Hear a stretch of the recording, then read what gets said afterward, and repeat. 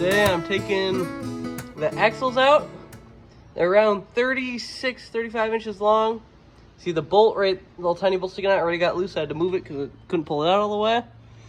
And then the main thing is I had to check some of the distance sensors over to make sure that this doesn't hit that. It will fit by about 2 inches. I've seen too many YouTube videos. So, yeah, so we'll be taking that out. For some reason, instead of being a 3/8 or like a 7/16 or something, it's a 10 millimeter. Yes, it's 1985, but why? Why? This is that. See, she's supposed to be American, you know. America. Yeah. Smoking 117.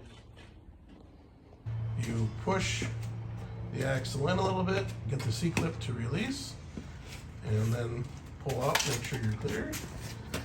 And these are big dog, a little bit different than Chevy 10 bolt, which is most of our experience. Oh, we're debating if we're too close to the wall or not. So these are 30, I think they're 35 spline. I think they're 32 spline. They're big. And let's clean up our bearing surface. This side was definitely leaking a little bit more, or more brake dust or whatever. Okay.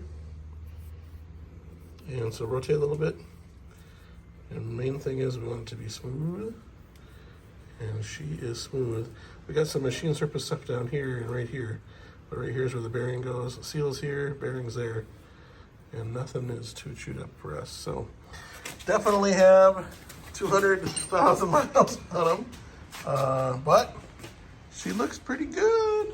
It's funny how sharp this little surface is right here. Yeah, there's from running against the pin in the middle.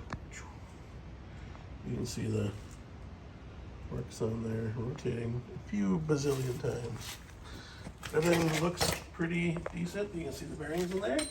They look good. They're intact. Nothing's crazy.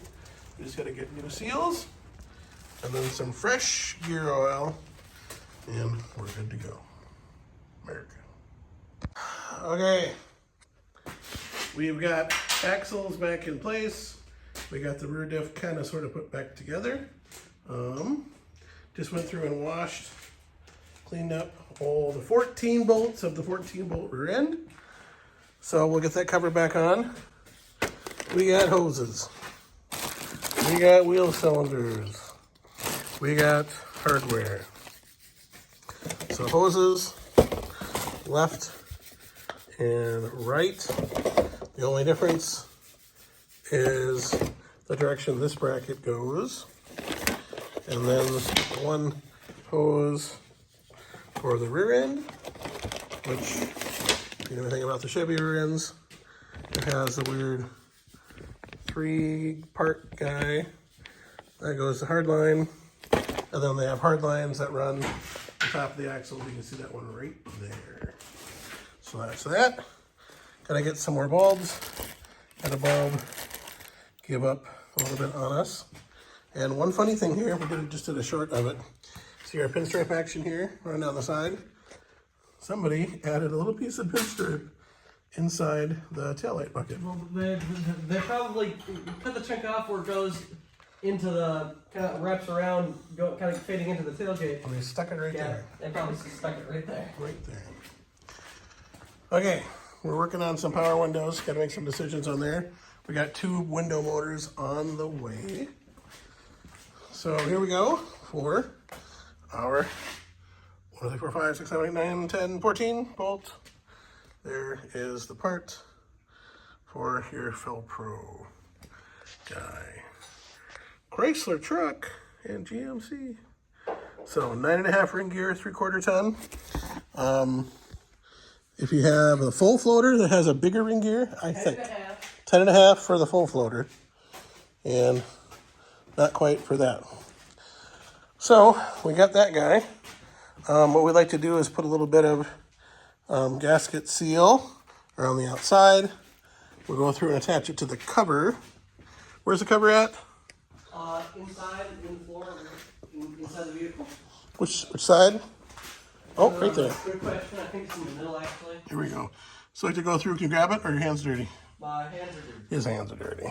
Mine are slightly less dirty. So we gave that a little coat of paint. And you said there was a plug on here. No, I said there's a plug in front of the rear end. Oh. Okay, so we're gonna go through, get this put back together. We're gonna clean the front of the rear diff off to get to the cover.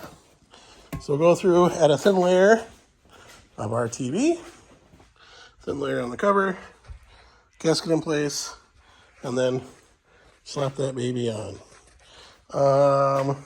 Stopped by the insurance company today to look at some insurance options. She's a collectible, you know, and apparently they close early on a Friday, so I didn't know they were closed. Anyway, we're getting there, and we're getting there. Look at that, baby.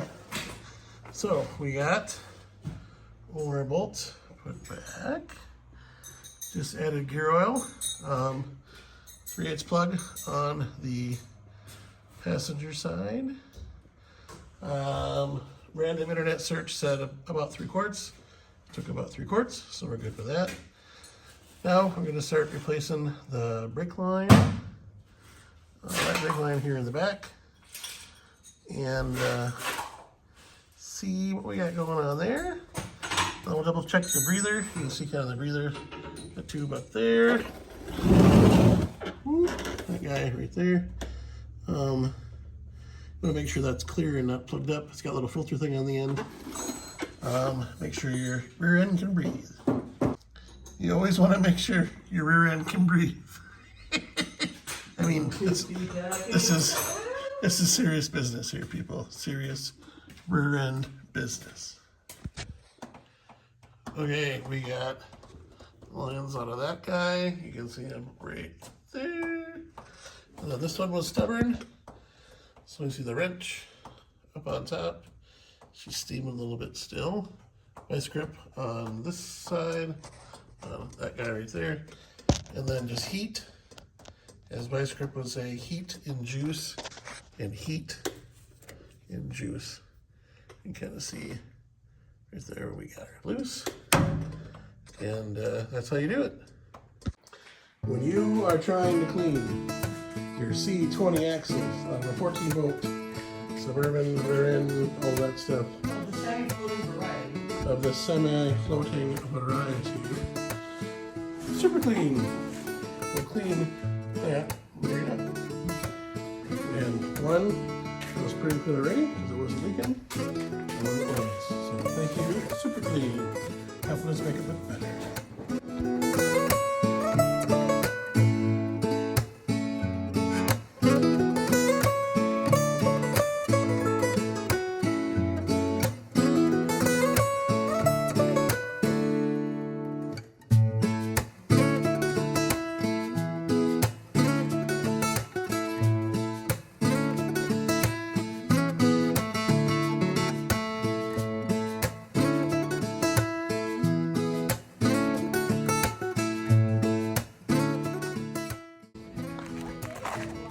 And